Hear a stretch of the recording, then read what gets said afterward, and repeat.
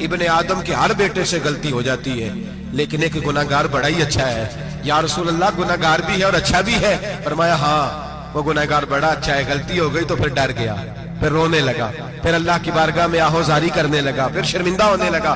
फरमाया रब करीम भी उसके गुनाह को फौरन ही माफ फरमा देता है।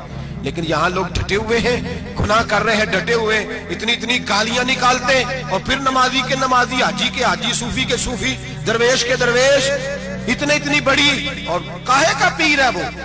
काहे का पीर है? जो गाली देता है, बदजुबानी करता है, वो पीर है?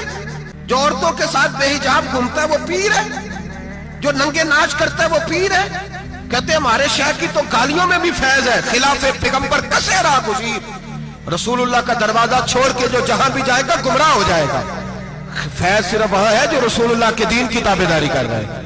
किस चीज का नाम, किस चीज का नाम? मेरे नबी पाक ने फरमाया मोमिन को गाली देना फिस्क है, एलानिया गुनाह है। सारा दिन जिसकी जुबान पे गंद रहेगा वहां से फैज आएगा? इतना कच्चा अकीदा न रखो। हर मलांग के पीछे, हर चोर डाकू बदकार के पीछे भागने लगते हो। एहतियात का दामन थामो। जिसकी जुबान पे रसूलुल्लाह का दुरूद होता है वो मुर्शिद कामिल होता है। जो हुजूर की हदीस और कुरान का मुबल्लिग होता है वो शेख होता है। ऐसे ही हर दम वाले के पीछे भाग जाना, हर फूका फाकी वाले के पीछे भाग जाना।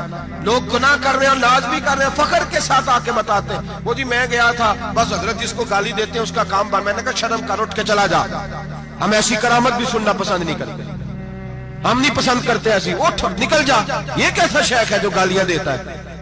भाई गुनाह को लोग बाइस फखर बयान करते हैं, बाबा जी हैं, हाजी साहब है, सूफी साहब है, दादाजी और गाली देते। क्या मतलब है इस बात का?